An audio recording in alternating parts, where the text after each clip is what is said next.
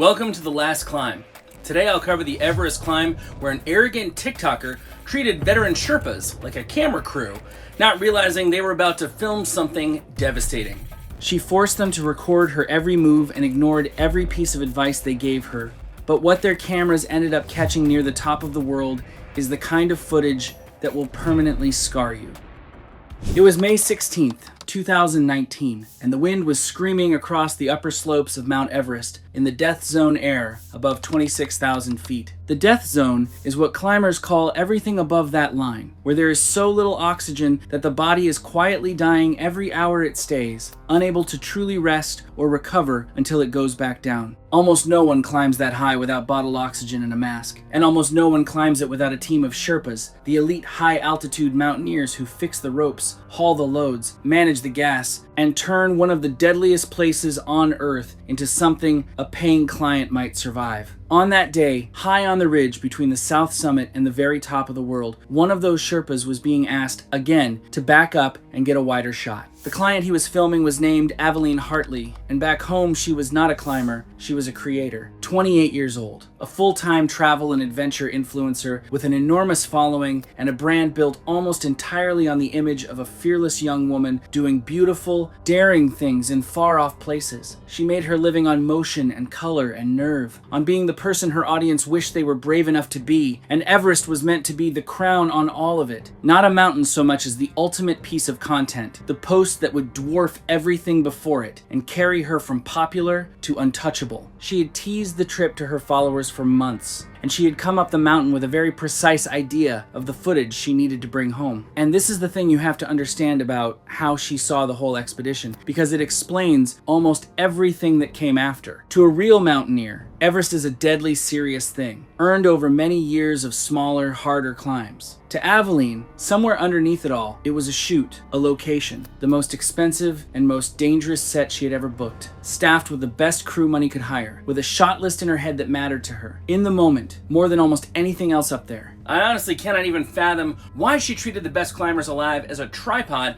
instead of as a guide who could save her. She was not some clueless tourist who had wandered onto the mountain by accident. She was fit, truly fit, with a few guided summits already behind her, smaller peaks where heavy support and kind weather had carried her to the top and handed her the highlight reels that built her audience in the first place. She knew how to suffer a little for a shot. She was not helpless, and she was not lazy, but there is a wide gap between being fit enough to be led up a mountain and being wise enough to survive one, and that gap is filled by exactly the judgment she had spent her whole climbing life handing to other people while she pointed a camera at herself. She had always had a guide to keep her alive, which meant she had never once had to learn in her own body how close to the edge she really was, or how fast the cost of a mistake comes due up high. For years, I've seen creators like her, and I always see the same pattern of the camera becoming more important than ever, even their own safety. And the pattern was there long before summit day for anyone who cared to look.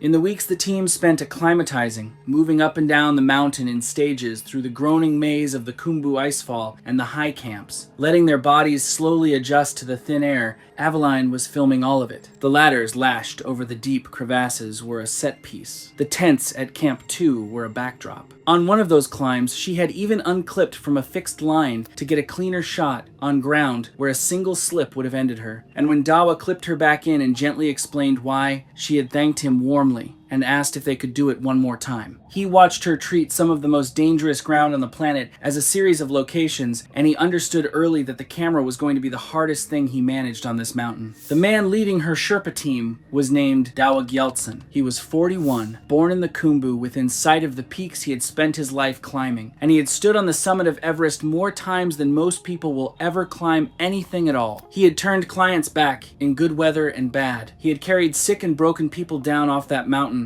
on his own back. He had learned to read the snow and the sky and the human body with the kind of quiet precision that only comes from a lifetime of staying alive in a place that kills the careless without a second thought. Working under him was a young Sherpa named Nima, just 24, strong and eager, and still early in a career he hoped would one day look like Dawa's. He was there to learn, to carry, to help, to do whatever the climb and the client needed. And from nearly the first day, Aveline looked at these two men, two of of the most capable human beings on the entire mountain and saw, more than anything else, 2 extra sets of hands to run her cameras. Picture this.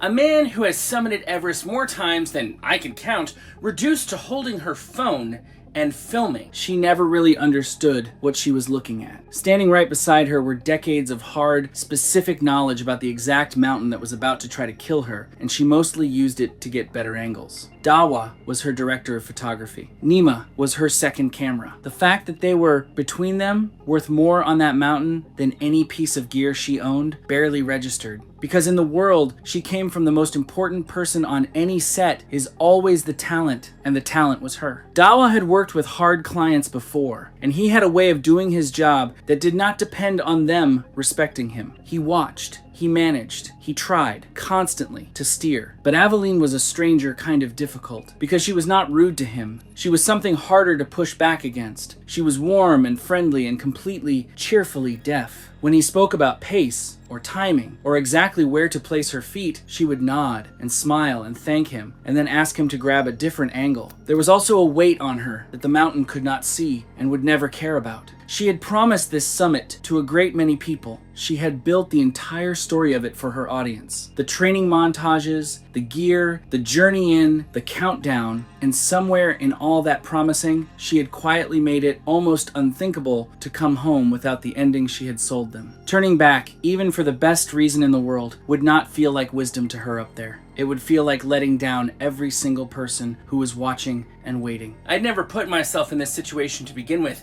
but when you promise millions of fans a summit, I think turning back feels like failing them, even if it can save your life. On the evening of May 15th, the team rested at the South Col, the last camp before the summit, a barren, wind-scoured saddle of ice and rock sitting right at the lower edge of the death zone. It is not a place anyone lingers. A little before 10 that night, into a hard wind and a black sky thick with stars, headlamps clicking on one by one across the camp. They clipped into the fixed line and started up toward the top. Climbing through the night up there is a brutal, narrow thing. The whole world shrinks to the small circle of a headlamp beam and the boots moving in front of you. The cold finds every gap in your clothing and pushes well past 40 degrees below zero in the wind. And the bottled oxygen flowing softly under your mask is the one thin thread holding your brain and your fingers and your judgment together. It is the kind of place that demands every scrap of focus a person has. Aveline wanted to document all of it. Climbing into that cold and dark would scare most of us, but to hear it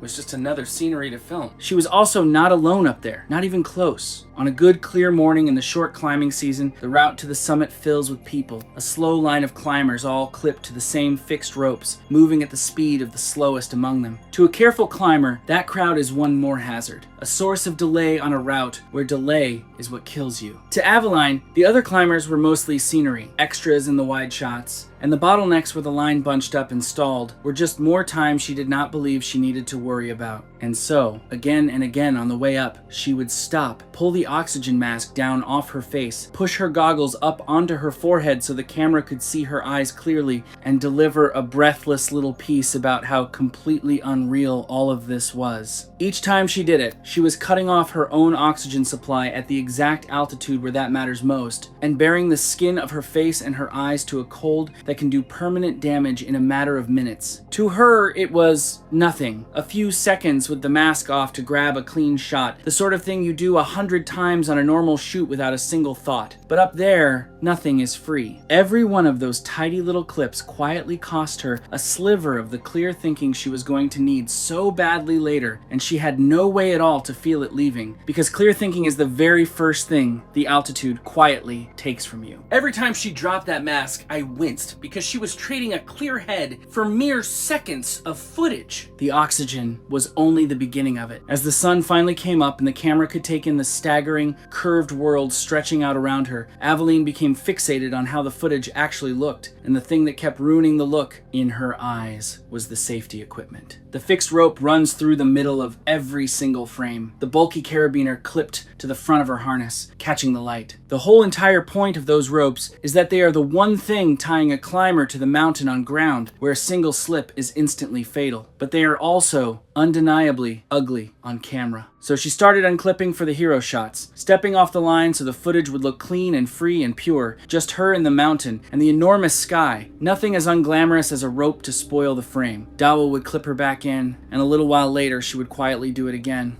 Unclipping from the rope keeping you alive for a cleaner shot is the most dangerous thing I can imagine. The cold up there is not like cold at any normal elevation. It is an active hunting thing, and it goes straight for the parts of you that are exposed and the parts that are not getting enough blood. Every time Evelyn peeled off a glove to work her phone, every time she dropped the mask to talk to the lens, she was handing the cold an opening, and it took every single one. Her fingertips had gone past pain into a bad, waxy numbness. The skin on her cheeks and her nose, bared over and over for the camera, was slowly freezing. And almost none of it hurt the way it should have, because the altitude had dulled even that warning, so she simply kept on filming. This was the rhythm of the whole climb, and it never once broke. Dawa would hand her real information, the kind that keeps people breathing, and Aveline would receive it as a suggestion from the crew. He told her to keep the mask on, and she filmed another clip. He told her to stay clipped in, and she stepped out of the line for an angle. He told her she was moving too slowly for the time on the clock, and she asked him to film that last section over again, because the light had been just a little better the first time.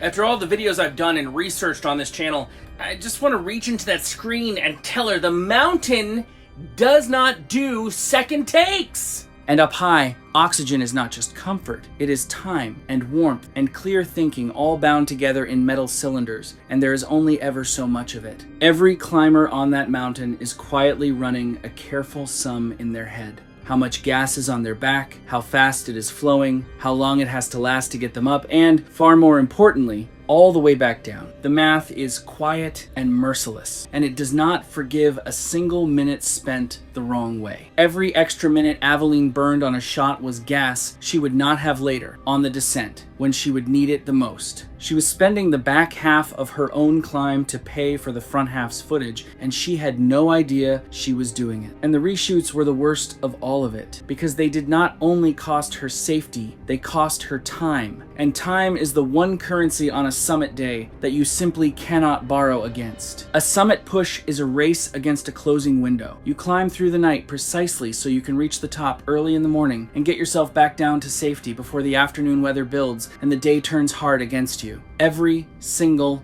minute matters. Aveline spent her minutes like a woman with an endless supply of them. She stopped to redo pieces to camera. She sent Nima scrambling ahead up the slope to film her climbing up toward the lens. She did short sections of the route twice because the first take had been shaky or blocked by another climber, or just not quite right. And while Dawa watched the clock and the sky with a slowly tightening dread, she ran the single most dangerous day of her life like a relaxed afternoon on a set back home. Dawa kept warning her how late they were, and it pains me how she just kept ignoring it. At this point, it probably didn't even register that the one warning her was one of the best climbers alive. In her head, she was running a schedule, and a schedule is a soft and forgiving thing. Something you can shuffle and push and promise to make up later. The mountain was running a clock, a hard one. It was ticking down, minute by minute, to the exact moment the weather and the thin air and the deep cold would turn from merely deadly to certainly so. And it did not care in the slightest about her light or her angles or her shot list. Those two clocks were never going to agree, and only one of them ever had a vote that actually counted around her. The mountain was already telling the story plainly. Other climbers who had summited earlier that morning, back in the safer light of dawn, were filing down past her now, spent and quiet and done for the day. Whole teams had read the same clock Dawa was reading and turned for home while they still had the margin to make it back alive. Aveline watched them pass and saw only foot traffic cluttering her shots, never once registering that every single one of them was doing the exact thing she refused to do. There is a thing in high mountaineering called a turnaround time. It is a hard hour, decided Inad Hartley, in the calm and the safety of camp. And the rule attached to it is simple and completely unforgiving. If you are not standing on the summit by that hour, you turn around, no matter how close you are, no matter how good you feel, because the mountain on the way down is far deadlier than it ever was on the way up. Somewhere on that upper ridge, well past their turnaround time, Dawa told Aveline plainly that they were too late, that the only safe and sane thing left to do was to turn around right there and start down. But she could see the top. It was right there. And she told him, in so many words, that she had not climbed all this way and promised all those people only to turn back without her shot. He could not physically force a grown client down a mountain against her will, so they kept going up. There's a hard deadline to turn back or you will genuinely lose your life,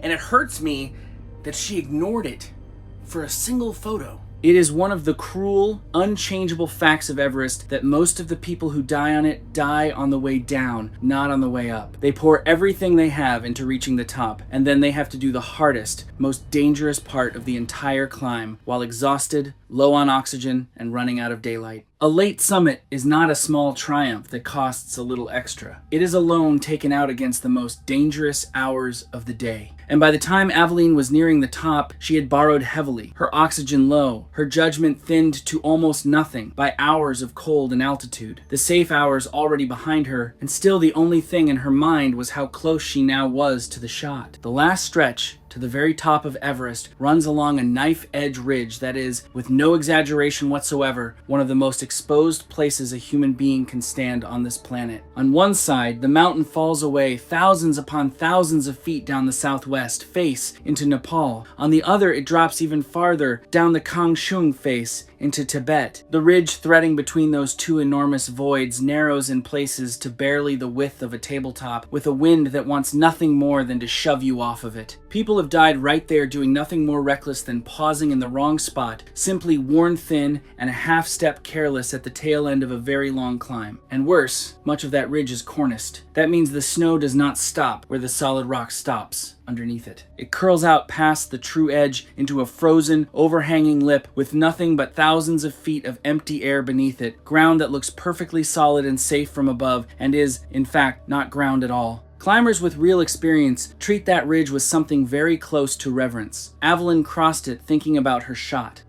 It amazes me that the most famous summit on Earth is just a thin shelf of snow over a deadly fall. The final approach took them up and over the famous step just below the summit, a short, awkward rise that nearly every climber who has ever read about Everest knows by name, and then out onto the last narrow run of cornice snow leading toward the top. By now, the morning was long gone, and the day was wearing on into exactly the hours the turnaround rule exists to keep people away from. Each step was slow and heavy and starved of air. Dawa stayed right at her shoulder, watching her feet, watching the snow, watching the sky begin its slow afternoon change, doing the only useful thing he had left, which was trying to keep her alive through a descent he was already quietly dreading. And there was Nima, 24 years old, carrying a camera he had been told never to lower. In the world Aveline came from, holding the camera is the junior job. In the world Nima came from, the wishes of the client who has paid for everything carry a weight that is hard to explain to anyone who has never depended on that work to feed a whole family. He was strong enough and skilled enough to be standing where he stood. He was not in any position to argue with her.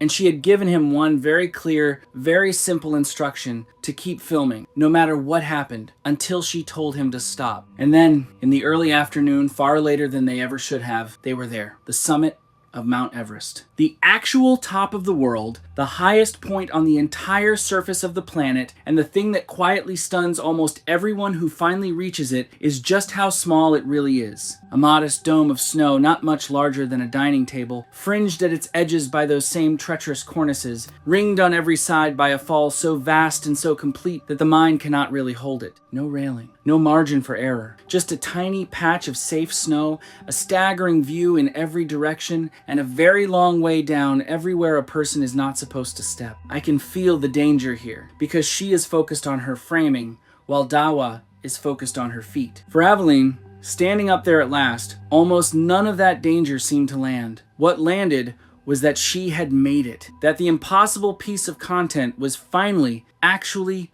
hers, that everything she had promised her audience for months was about to be delivered in full. She was elated. nearly giddy with it, running on adrenaline and thin air and the absolute certainty that this, right here, was the moment everything had been for. She pulled out her phone, pressed it into young Nima's thick gloved hands, and told him to film, to keep filming, to get all of it, and not to stop until she said so. And Nima, far down the chain of command from the woman who had paid for everything, did exactly as he was told, raised the camera, and started to record. Watching her hand that young man her phone and perform on that summit is where I had to stop and just breathe. Because she did next, she did entirely for the camera, because by now the camera was the only thing she was really climbing for. She began to celebrate for the lens, the same way she had celebrated on every smaller summit that had ever built her following. Arms thrown wide to the sky, a slow turn to take in the whole curved world around her, playing the moment up big for all the people who would watch it later. On safe, flat ground, it would have made a genuinely lovely clip. On the tiny cornice dome at the very top of Everest, with her judgment already hollowed out by hours of thin air, it was a performance staged on the most dangerous few square feet on Earth. And then she wanted the big one, the wide shot. The frame with the entire impossible drop spread out huge behind her. So she told Nima to make sure he was getting all of it. And she started stepping backward, edging toward the lip of the ridge to fit the whole staggering view into the space between herself and the lens. Dawa saw what was happening and started shouting, calling her name, telling her to stop, to come back toward him, that the edge was not where she thought it was. She heard a crew member fussing over a shot, and she took one more step back to get it. Each step backward she took for the shot is one I wanted to scream at. The snow behind her was air. The snow she stepped back onto was not snow resting on solid rock. It was the cornice, the overhanging lip, curling out over thousands of feet of pure nothing, and it could not hold her weight. It gave way beneath her without a sound, and she dropped through it and was gone over the edge in far less than a second, down the enormous face of the mountain. And there was nothing at all on that narrow ridge that anyone, even Dawa, could have done to reach her in time. And Nima was still recording, because she had told him not to stop. And so the camera she had pressed into his hands a few minutes earlier caught the entire thing, the last moment of the trip she had built her whole life around. I will never shake the image of that young man being told to keep filming and then having no other option but to keep doing it. Which, on a day like that one, is its own quiet miracle, and radioed down what had happened to the team waiting below. The expedition operator notified the local authorities and, eventually, Aveline's family, and the slow, grim reality of a death in that place settled in the part the highlight reels never show. A body that falls down that face in that spot is very often something that simply cannot be recovered at all. And so the mountain she had treated as a backdrop kept her, the way it has quietly kept so many others who mistook it for a set. To me, the cruelest part is that the footage survived and she did not, when being seen was her dream. She had come to Everest to be seen, and in the cruelest way imaginable, she got her wish, because that footage is the one thing that outlived her. She had been handed two of the finest mountaineers alive, men who could read that mountain like a language, and tried the whole way up to tell her what it was saying. And she turned them into a film crew, and herself into the only thing worth pointing a camera at. Every rope she stepped away from, every warning she waved off, every minute spent on the shot instead of the climb was a small trade of her life for her audience. On that last step backward, the trade came due. The people who could have saved her were right there the whole time. She had simply decided they were only there to watch. It saddens me that she turned the only people who could have saved her into an audience. Just imagining them filming her fall and not being able to do anything, it absolutely breaks my heart.